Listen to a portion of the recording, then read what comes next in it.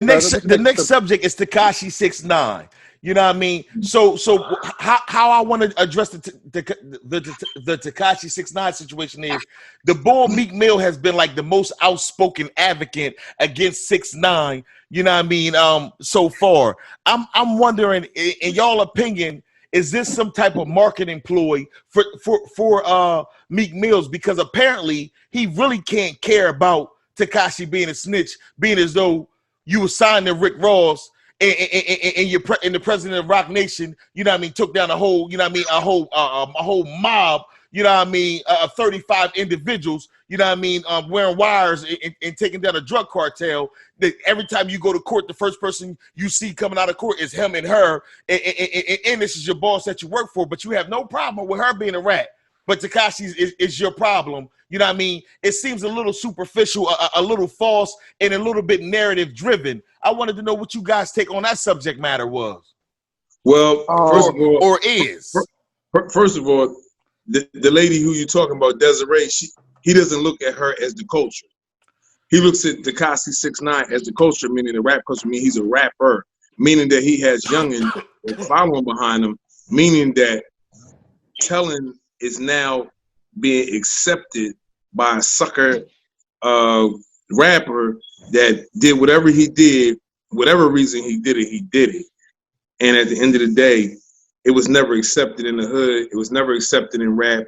It was never accepted in the culture to be a snitch and then come home and just be the man. That was never accepted. But now these youngins don't care because they'll do anything for money. So in his defense, he's saying, get these suckers out of here.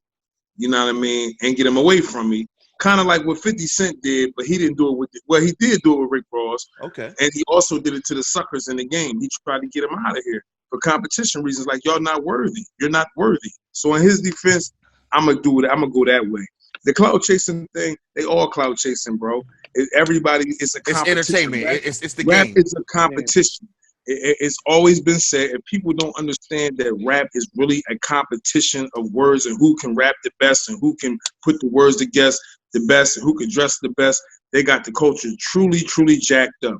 This is something different now. It's what's always been who got the best chain, who got the flyest clothes, who could talk the most trash, who got the most girls. It's always been like that, but it's never been who can snitch the most. Yeah. Okay, cool. So, let me ask you a question. When the judge was treating Meek Mills dirty, and he just went through that whole situation with the judge, he how much time did he do? How much time was he incarcerated on that last stint that he just did? Was it 2 months or 4 months? Nah, he did a little longer than that, but whatever it was, yeah, I think he did about.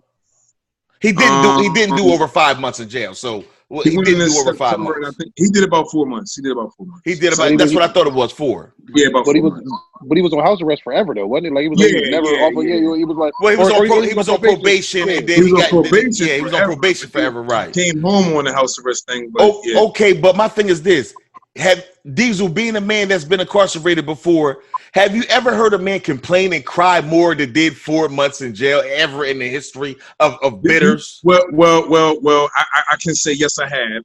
Because I've been incarcerated, and I heard jokers crying about the month they had to do. I heard jokers crying about they didn't get the bail yet, and they didn't do anything except not pay their fine. Okay, so, and you being a fellow inmate, how did you feel about hearing these people cry about their month and their 2 months and all? How did you feel about when you heard them cry?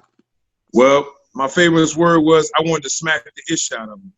Because shut up, stop crying. You only got a couple months. You know you coming home. Just be quiet. Stop crying. You messing my bit up because I got some real time to do right now.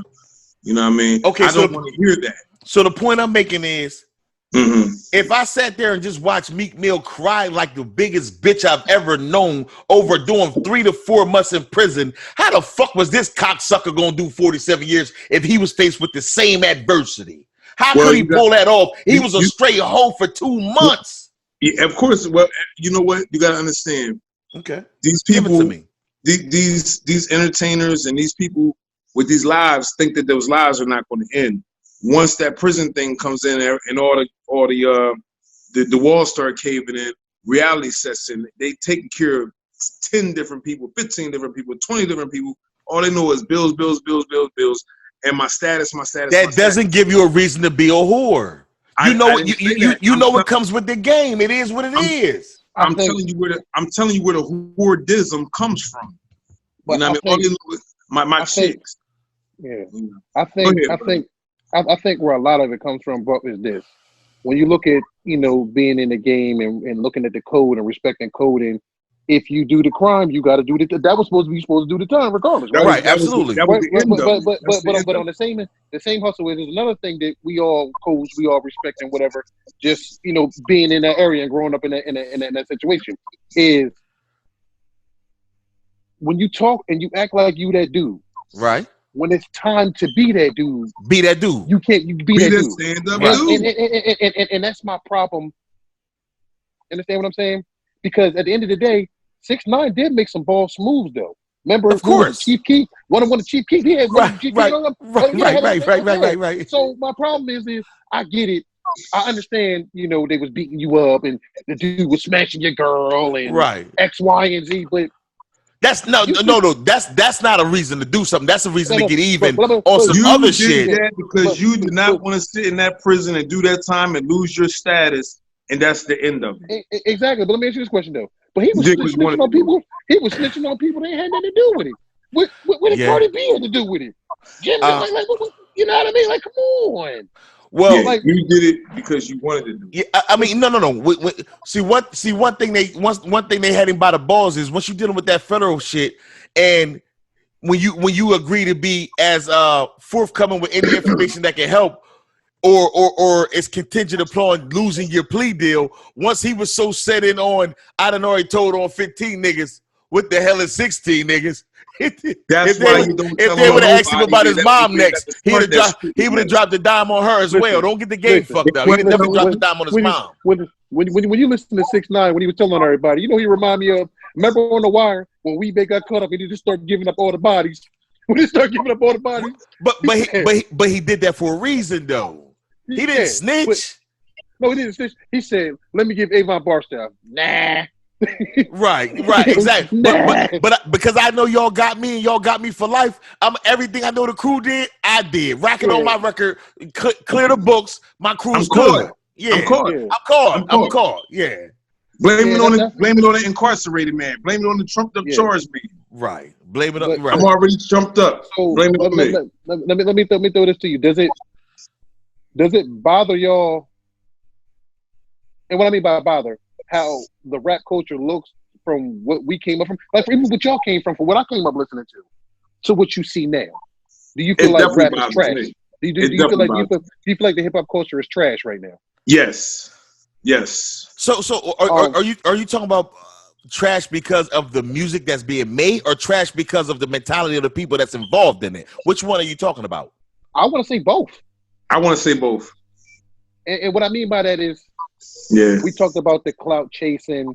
Like what bothered me, what made me start listening to music, if it wasn't made in 2015, I really don't want to listen to it no more, is when I seen the Joker come out and he had a wedding dress with an AK-47 in his video.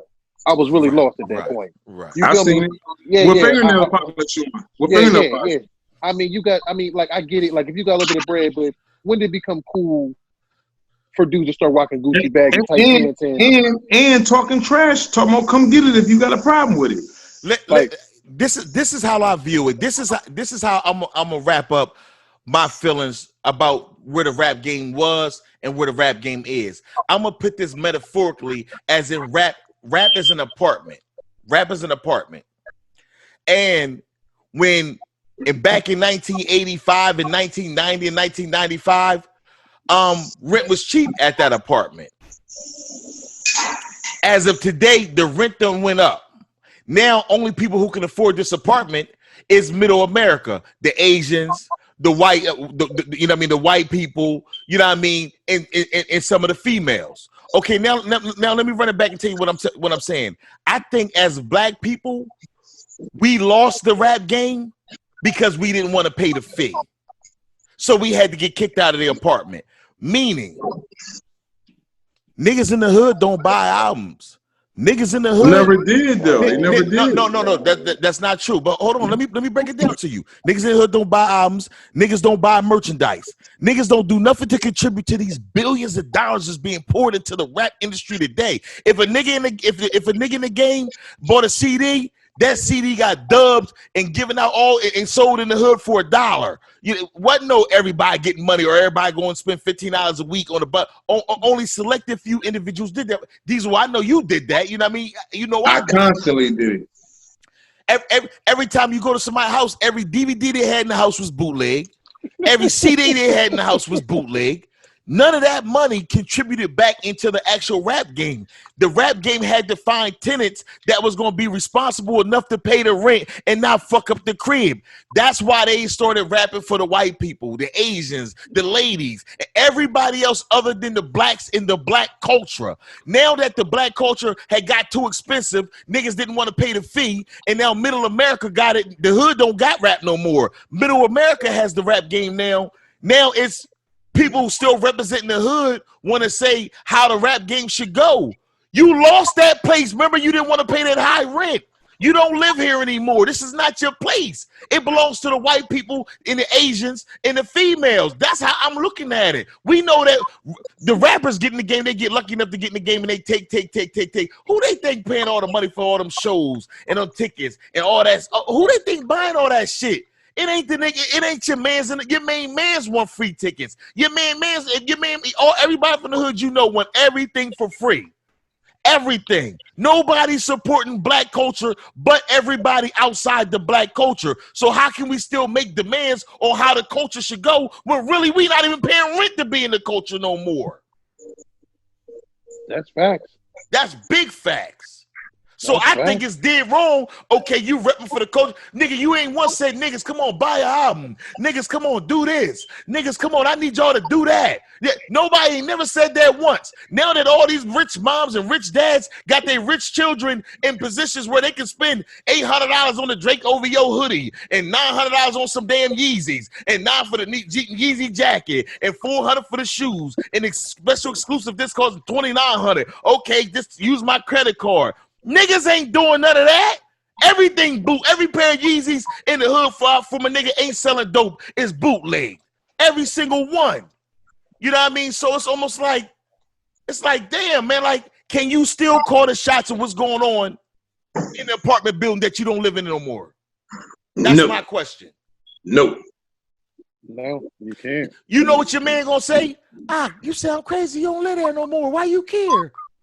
That's what your man's gonna say to you. Why do you care?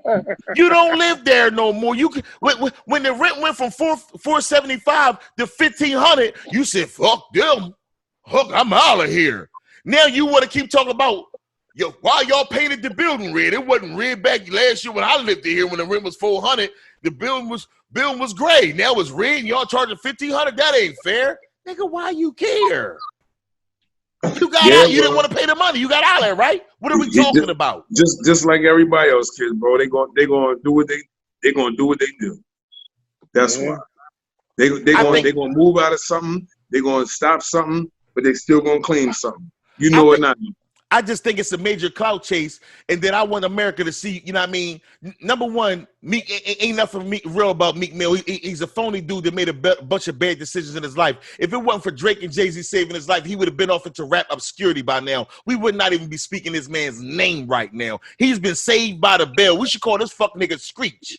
For real. He's been saved by the bell on numerous occasions, and at the same time, he's got the voice that's repping America. I'm not following that guy. The hell with Tekashi 6ix9ine. He's a rat and he always gonna be a rat. But I'm not following Meek on his crusade. I'm not doing that because he ain't thorough. I mean, that's your opinion. Everybody has their opinion. You know what I mean? I think the boy's going for the betterment. I think he's been through some things. And one thing we can say is we can't say that he did what Tekashi said. So it came out yesterday. Rappers came out yesterday that was offered deals to go over to Rock Nation, and these rappers said we declined because we don't want to be We don't want to be surrounded with the Desiree stuff, her husband stuff that also works for Rock Of Nation. course. She's not the only rat. Her husband's a rat. He works for Rock Nations as well. You know what I mean? I don't want to be affiliated with rats because I'm a real street nigga. Niggas decline them Rock Nation deals. But because you did and you're on the forefront, oh, you can say in his defense, well, he doesn't look at Desiree as being somebody of the culture. But you got 4 rappers on the internet yesterday saying we decline Rock Nation deals because we don't want to be affiliated with a rat. But Meek Mill gets a pass because he doesn't look at it that way. Why don't these other rappers look at it that way? They could be over in Rock Nation right now too, but they had integrity. But he got integrity because he don't look at it that way. That's your stance? I mean, I completely agree with you saying, but everybody's situation is kind of different. You understand what I'm saying? Maybe they didn't get offered what Meek got offered. I don't know. I didn't read into all that whole situation. You understand what I'm saying? Right. They may have gave Meek a boatload of money. You understand what I'm saying? Some of them other real street rappers, man, got a quarter of that. I mean, they didn't get close to what he got. So sometimes do we call chasing the bag? Or do we, you understand what I'm saying? Like, so if this is about a bag chase, what Tekashi did, what that was about. At this point, I don't know what Tekashi was doing. Talking about what he did? I mean, did he not? Did you say? Did you say when you gave? Did you say earlier? He didn't want to sit in that prison, man. It's just that simple. And did you also say he wanted to come home to get to that bag he had? Man, you spoke about this before the camera started running. Did you not say to me that he wanted to come home and get at that bag they knew he had waiting for him? Yeah, of course he did. So if this came down to a cash grab, both of them went for the cash grab. No. Forget what the collateral damage was. They both went for the cash grab. No. That boy couldn't do that time. That time was killing that boy. He couldn't do it. Everybody can't do that time. No, I see the time kill the best of them. I see time kill the best of them. Everybody can't do it. He could not do it. He was not going to do it, and he could not do it. Southwest T just came home. They gave him 30 years. Right. He came home after doing 12 or 13. I'm not sure. Right. But I'll give him 13 because I'm gonna give him more. The point is that man sat there and he did his time. The other boy, if he'd have did that 12, he'd have been a done deal. I'm glad you mentioned that. Now let me ask you a question. Moving on, 50 Cent is coming at Irv Gotti, and he's coming at Diddy, and he's coming at all these people. Now it came out today that Irv Gotti got $1 million off of BMF. You know what I mean, to keep his label afloat. You know, Irv Gotti had went through that whole trial with the bull. Kenneth McGruff or whatever, the Supreme Team situation. You know what I mean? With the whole money laundering, the whole that. Now 50's out throwing everybody under the bus. So Southwest T to get his money, knowing that that's gonna people right back in the federal scope because you're not supposed to take money. You know what I mean? From anybody dealing with drugs. You know what I mean? To further, you know what I mean? That's a part of the RICO Act. You can't take dirty money and put it into something clean and keep it going. That's a whole nother federal indictment. So by 50 Cent exposing these guys owing money and taking money from these guys, is that snitching? Statute of limitation. There's no statute of limitations. You ain't? Not for that, no. Okay. I mean, it was never an investigation upon it to be a statute of limitations. Now, if I investigated you for this and I couldn't pin nothing on you and X amount of time went by and I never was able to present a case against you, that's one thing. If your name never came up and we never came at you for this because it was never upon our knowledge, you know what I mean? That's a whole nother ball game. Statute of limitations does not exist. That's just a law. That's just a little law for you. I don't necessarily want to say, depending on how you look at it, is it considered snitching, or do you want to say this 50 on his bullshit? That's what he does. I mean, but a lot of niggas get on their bullshit, still don't mean they ain't snitching. I can't really say it's snitching because. I mean, but this is just because he put it out there, it doesn't mean it's true. You know what I mean? A lot of people, people say down the police station to the cops, motherfucker, don't mean it's true, but it's still snitching. Yeah, but is he putting a specific? First of all, it's not his business. That happened between Southwest T and whoever he gave the money to. So it's not like So 50 by was him there. getting into that business and exposing it to the whole world, is it snitching? No, it's not. He's not saying it to get nobody locked up. He's saying it so that man get his money. Are you sure he's not saying it to get these niggas locked up? Are you sure? I mean, he does. It seems to me that he hates that man's guts. I mean, he hates his guts, and at the same time, he'll do away with him by any means necessary. So can we really give him that pass just because it sounds nice to give him a pass? The phone calls was coming over from over that house. That's where they was coming from. Hey, listen, that concludes the $1 an hour program. You know what I mean? I'm going to let Boosie the Don go ahead and eat his food. You know what I mean? I know exactly what he's talking about. You know what I mean? And we're going to sign out after that. Hey, listen, man, tune in. You know what I mean? Every couple of days for a new episode of the $1 an hour podcast. You know what I mean? Don't forget to like, share, subscribe. You know what I mean? Content on YouTube. You know what I mean? We definitely be on all social media platforms. Spotify, Google, you know what I mean? Apple, iTunes. You know what I mean? Holla at the guys. You know what I mean? One, man. Love y'all, man. Peace. Hey, enjoy your food, good brother D. I'm gonna do that. I know that's and get it done.